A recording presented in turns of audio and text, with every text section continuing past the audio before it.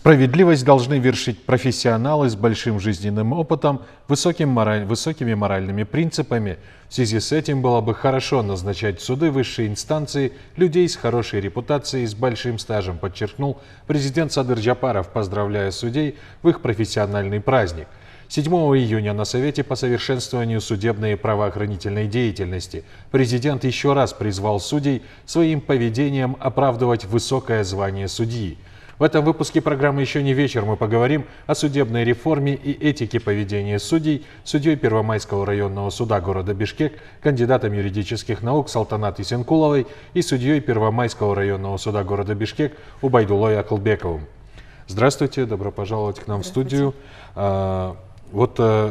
Совсем недавно, получается, в начале недели на Совете по совершенствованию судебных и правоохранительных систем президент несколько раз подчеркнул вот этот момент, что высокое звание судьи не должно быть там омрачено или запятнано какими-то сомнительными действиями или в принципе поведением даже вне там стен суда. Расскажите, пожалуйста, как вы к этому относитесь и согласны ли вы с этим? Салтанат Арсанбековна, давайте с вас начнем. Согласно Кодексу чести судьи Кыргызской Республики, судья должен придерживаться основных принципов поведения судьи. И самое важное, что касается его поведения, это соблюдение этических норм. То есть судья должен неукоснительно соблюдать повышение морально-этических требований, предъявляемых к его высокому статусу судьи, который он добровольно принял в связи с возложенных на него служебных обязанностей. То есть он берет на себя ограничения в поведении, которые должны соответствовать этическим стандартам поведения судьи. Поведение судьи, оно не только должно быть в рамках, в стенах суда, но и за стенами. То есть своим поведением и в быту, в жизни он должен соответствовать своему высокому статусу.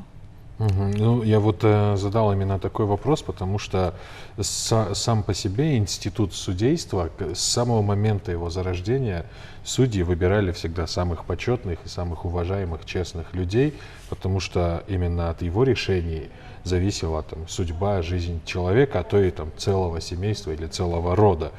И именно поэтому вот эти высокие моральные принципы, несмотря там на то, что в современном мире все немножко смягчилось, мы живем в совершенно другом мире, они все равно должны быть на достаточно высокой планке. И несмотря на то, что там и на работе, и вне работы, чтобы позже, к чему на сегодняшний день, что мы имеем? Не все, но очень часто судебную систему критикуют именно за то, что судьями назначаются люди не совсем этого достойные, по мнению большинства жителей нашей страны. И в связи с этим, Убайдулла Сатикулович, у меня к вам такой вопрос. Скажите, пожалуйста, часто ли это явление, на ваш взгляд, по вашему опыту, часто ли это явление, что среди судей много людей, которые не всегда соответствуют этим моральным качествам? Или это просто мы знаем о нескольких самых вопиющих случаях, и исходя из этого у людей складывается такое отношение? Моя коллега уже рассказала, что поведение судей у нас регулируется Кодексом чести судей Кыргызской Республики. И в связи хотелось бы отметить, что основным, по моему мнению, требованием соблюдения этих этических требований является безупречность поведения судей.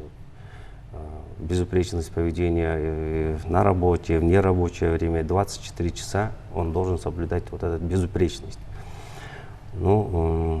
Как говорится, иногда бывают такие, может быть, поведение, которое ставит под сомнение безупречность, но исходя из одной ситуации не надо делать вывод о всей нашей судебной системе, что имеет место повсеместное нарушение таких этических норм. В нашей системе очень много профессионалов, которые принимают решения в соответствии с законом. Кроме того, также в поведении безупречны. Мы все стараемся соблюдать вот эти этические принципы Кодекса чести судей. Ну, мы же все понимаем, что в первую очередь все-таки мы все люди, и насколько бывает иногда сложно, там, может быть, в какой-то стрессовой ситуации не сорваться, потому что, ну, во-первых, как мы знаем, как вы отметили, регулируется ваше поведение как судьи этическим кодексом судьи, ну, то есть законодательно, но и все равно там ничто человеческое, тем не менее, нам не чуждо, как говорится. Насколько вот сложно и насколько человек, я веду к тому, что вот прежде чем идти в судейство, ну, в судейский корпус, каждый человек должен же, наверное, задать себе вопрос, может ли он соответствовать вот требованиям. И вот вы, как люди, которые не в первый год работаете в этой системе, как вы думаете, насколько вот нужно внутренне быть готовым к тому, чтобы те же самые стрессовые моменты не сорваться и не запятнать вот высокое звание судьи? Проходя жесткий отбор, конкурс, кандидатам в судьи задаются эти вопросы. И даже задаются вопросы, которые могут компрометировать его, вывести из себя. И из того количества претендентов, кандидатов на должность судьи, ведь не все проходят. Поэтому, идя на эту должность, такой вопрос: смогу ли я работать? Это ведь на тебя смотрит столько людей, от тебя зависит судьба человека. Нужно быть готовым. И вот эта внутренняя мобильность, она всегда с тобой. В твоем не только поведении, речи, в твоей внешности, дикции говорить. Потому что очень много людей, по твоему взгляду, по взгляду судьи, поведению, определяет, насколько ты можешь решить это дело, даже определяет, вы, наверное, можете в ту сторону, то есть нельзя даже, настолько нужно быть беспристрастным, компетентным, и эти принципы не просто вот они на бумаге, оно всегда с тобой идет. И идя на процесс, одевая форму судьи, мантию, она к тебе ко многому обязывает. И проходя конкурс, эти вопросы задаются, и, наверное, мы, кто прошел этот конкурс, не выдерживают, значит, готовы к работе. То есть еще в период отбора, получается, вас подвергает конкурсная комиссия, да, этим самым стрессовым ситуациям, да, чтобы посмотреть вашу выдержку. Да. Вы хотели добавить? Да, ну, в добавление хотел бы отметить, что после назначения есть определенные курсы, которые проводит Высшая школа правосудия. Именно это касается именно также соблюдения этических норм судьями. Это тоже очень помогает. Сама вот этот кодекс чести судей также предписывает судьям допустим, при рассмотрении дела или в нерабочее время быть тактичным, выдержанным и не поддаваться провокациям всяким. Вот. Ну, даже в плане повышения голоса, не вступления в конфликтные ситуации. Также там проводятся разные обучающие тренинги по разрешению конфликтных ситуаций во время судебного разбирательства. Вот эти моменты тоже готовят человека к соблюдению вот этих норм, к избежанию конфликтных ситуаций, чтобы не компрометировать себя и все судейское общество, сообщество в целом. С момента обретения независимости у нас в Кыргызстане мы уже не в первый раз сталкиваемся с необходимостью проведения судебной реформы, потому что раз за разом мы вроде ее начинаем, но каждый раз что-то мешает ее завершить до конца. И вроде бы идеи и инициативы поднимаются правильные, но тем не менее до сих пор этот вопрос остается очень актуальным. Салтанат Арсанбековна, как вы думаете, Что вот мешало до этого завершению судебной реформы или проведению там ее, хотя бы доведению до определенного уровня? И какие шансы сейчас, сегодня, чтобы судебную реформу наконец довести до ума и вот привести в соответствие с теми же нормами этики и профессионализма судейский корпус? Ведь судебная реформа не просто должна касаться судебной системы, она должна коснуться и реформы правоохранительных органов, прокуратуры, адвокатуры. И когда речь идет о судьях, почему-то не затрагиваются правоохранительные органы, адвокатуры. Длительное рассмотрение уголовных дел, откладывание не по вине судьи, а идет по вине адвокатов. Мне очень понравились изменения в действующие уголовно-процессуальные кодексы, которые касаются адвокатов. Ведь я сейчас работаю, действующий судья, и вижу, как себя ведут адвокаты. Пререкаются, могут встать и уйти из зала суда. Замечание о том, что может быть вынесено частное определение, это тоже один из рычагов. Но судьи стараются не выносить. И вот эта терпимость, выдержка, они понимают бессилие. Вот в статью, регламентирующую участие защитника, четко прописано, что в случае неявки без уважительных причин адвоката более 2 раз по тому одному же делу в течение всего судебного разбирательства или самовольного оставления адвокатом зала суда до окончания судебного заседания, суд вправе вынести в отношении него частное определение. Если же он не явится более 3 раз, суд вправе заменить его через государственный реестр адвокатов по гарантированной государственной юридической помощи. Очень хорошее изменение. Я думаю, оно будет работать. Это рычаг для адвокатов, которые срывают таким образом. Как я уже сказала, реформа требуется не только в судебной системе. И в своем выступлении подчеркнул зав. Отделом судебной реформы и законности аппарата президента Базарбеков Замирбек Курамаевич, ныне судья Верховного суда. Я с ним соглашусь, и я думаю, оно вот в таком варианте, именно в этой части, оно должно пройти.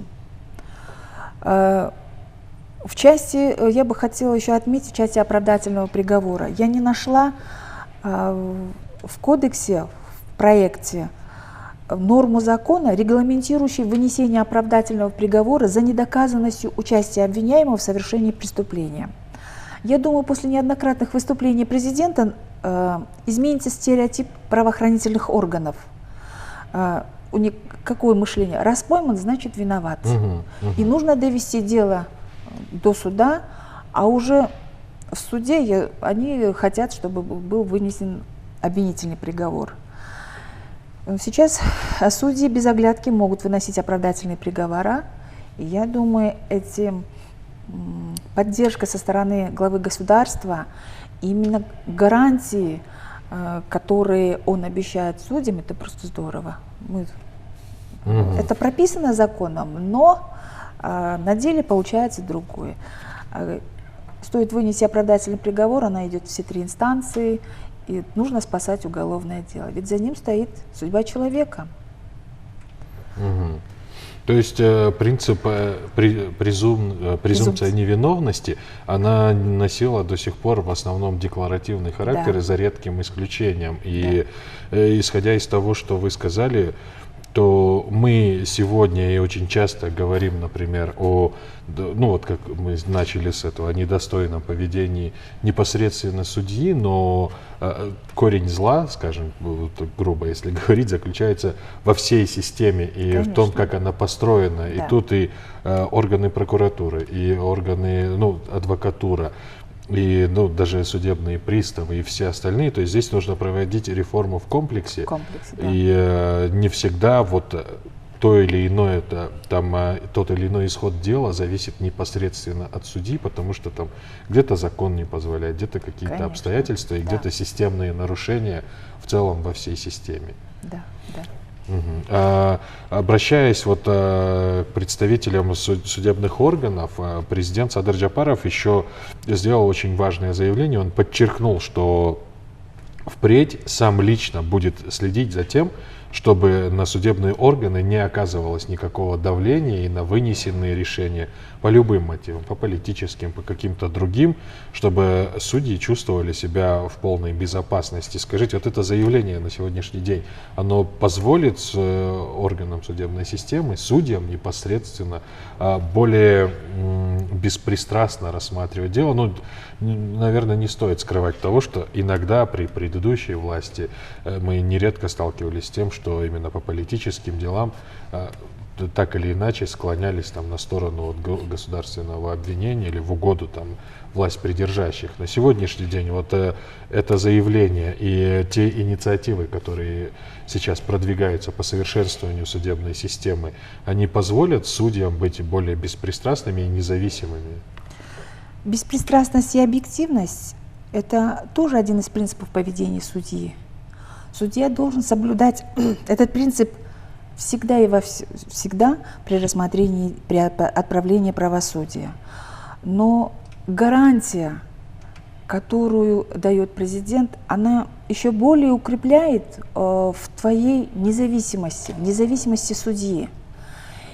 И мы просто, вот судейская когорта, судейское сообщество воспряли духом, все это очень хорошо. Я думаю, после таких заявлений, выступлений президента, главы государства, ни один орган, ни один депутат, никто не посмеет воспользоваться телефонным правом и так далее. И само вот мы сидим в кабинетах, к нам нет доступа, как раньше был, кто мог открывать двери. Чипированно заходим в здание суда. Отдельный выход и вход для судей. Это тоже много говорит о том, что мы свободны в То есть своем... даже в таких мелочах, это очень важно. она проявляется, конечно, да? Конечно. И еще один такой момент в работе судей, это, как мы опять же вначале отмечали, о том, что судья должен быть, вот, быть примером для общества и быть там немножко на высшей ступени по морально-этическим нормам, чем, например, среднестатистический гражданин, потому что могу я себе позволить, да, что нелицеприятное, вам этого делать никак нельзя. И с этой точки зрения это же должно формировать положительное общественное мнение о судье. И если судья смог доказать соответствие этим принципам, то и с другой стороны, там, может быть, защита от того же телефонного права, о котором вы говорите, может служить и общественное мнение. Конечно. И среди судейского корпуса, насколько общественное мнение ценится высоко, непосредственно на ваш взгляд? Я думаю, общественность, оно должно поменять. Но очень трудно, ведь не все они довольны не только вынесенными судебными актами судей, общественность недовольна постановлениями правительства, можем сказать, указами, распоряжениями. Поэтому мы не являемся единственной такой точкой, которой общественность выражает недоверие. Всем выражает, выходит до сих пор также на митинги. Но мы остаемся почему-то всегда в центре внимания. И я думаю, со временем изменится, оно к этому и идет. Реформа, она была, ее никогда нельзя завершить, на мой взгляд. Не завершается. Завершить — это значит, жизнь будет стоять. Кодексы. Я работала по кодексу 1961 года, 1997 года и 2017 года. Посмотрите, какой разрыв между 1961 и 1997. 26 лет между двумя кодексами. Ведь она претерпела изменения, потому что это было веление времени. Появились другие виды преступлений, связанные с техникой, компьютерные Изменения в кодексе 2017 года, на мой взгляд, они обоснованы и актуальные. Как я уже выше отметила, мы проработали с кодексом 2017 года, даже практикующие следователи, адвокаты, ну, были не то что казусы, отсылочных очень много. С одной статьи надо посмотреть на другую. Так вот, сейчас этот уголовный кодекс, он такой легкий, доступный, очень, ведь пользуется, он сейчас в понимании очень доступен в понимании, и не только в понимании правоприменителями, как мы, сотрудники правоохранительных органов, прокуратуры, адвокатуры, но и студентами, аспирантами и вообще общественностью.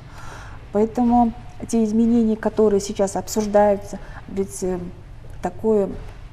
Я посмотрела изменения, предыдущий кодекс и изменения.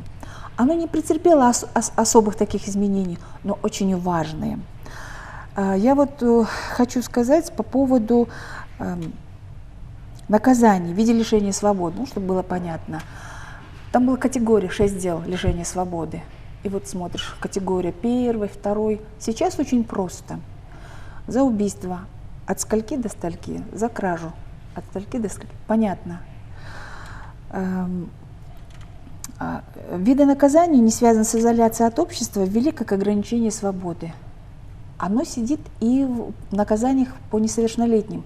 Правильно? Если ребенок совершил преступление, вот не обязательно на него, ну, лишать свободы — это самая крайняя мера. Ограничение свободы. Мамы, родители не могут, папа им сделать ограничение, а тут закон.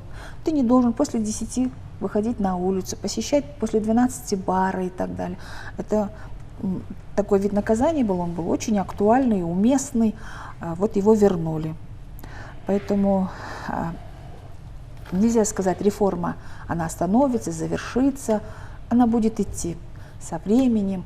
На него, я думаю, все мы, действующие правоохранительные органы, действующие, работающие, будут вносить свою лепту. Под стать времени и под стать времени. изменениям, Конечно, и каким-то да, новым да. новшествам, которые входят да. в жизнь человека. Да. Позвольте ремарку по поводу того, что вы сказали, что вот почему-то судьи всегда остаются вот крайними в центре внимания при обсуждении каких-то значимых для общества явлений. Но, как заметил один из, я вот сейчас точно не вспомню, то ли политологов, то ли экспертов, юристов, он отметил, что судьи зачастую остаются именно теми людьми, на которых люди, люди хотят добиться справедливости, и последней инстанцией, в которой люди надеются ее получить, это именно вот суды. И, наверное, вот поэтому к судьям такое особое отношение даже и у общественности. Да. Вот чтобы стать судьей, вы наверняка прошли большой путь. Вы работаете, насколько я знаю, порядка 17 лет в судебных органах. Скажите, пожалуйста, что вас подвигло пойти в судьи? И мечтали ли вы стать судьей, может быть, с самого детства, или это пришло к вам в определенный момент вашей жизни? Вообще, самые желаемые для детей, для подростков, это быть юристом. А уже специализация тебя милиции, прокуратура не делится. Я не могу сказать, что я мечтала стать врачом. Но так судьба распорядилась, я стала юристом. А после окончания я пришла в Верховный суд работать секретарем судебного заседания, затем поступила на юрфак и работаю в этой системе. Поэтому это очень ответственная, как президент отметил, уважаемая и очень такая требующая к себе очень много ответственности. Байдуллас Атикулович, вы никогда не жалели о том, что выбрали именно вот эту стезю и вот эту профессию? Это вот продолжение вопроса такого. До назначения судьей я тоже во многих должностях работал, был преподавателем. потом адвокатом, я, так сказать, две стороны увидел. Я был на той стороне, где вот защищал интересы в качестве адвоката. Потом, уже будучи назначенным судьей, уже начал работать. Ну, в принципе, профессия судьи, как говорится, венец юридической профессии. Вот. Я так думаю, кто является юристом, многие мечтают стать юристами, судьями. Вот что касается меня, хотя это очень ответственная работа мне очень нравится. Вот. Что сказать еще? Очень нравится, ну, стараемся, чтобы не нарушать закон. Вот. Все, в принципе. Спасибо. Спасибо большое. Я хочу поблагодарить вас за беседу и за ту работу, которую вы выполняете, и за то, что высокое звание судьи, оно позволяет, во-первых, все равно оставаться вам в первую очередь человеком и в то же время поддерживать уважение, и мне кажется, вам это достаточно сложно порой бывает. Я напоминаю, что мы говорили о судебной реформе и этике поведения судьей Первомайского районного суда города Бишкек, кандидатом юридических наук Салтанат Исенкуловой и судьей Первомайского районного суда города Бишкек Убайдуллой Акилбековым. Это была программа «Еще не вечер». Эфир Алто 24 продолжается. Оставайтесь с нами.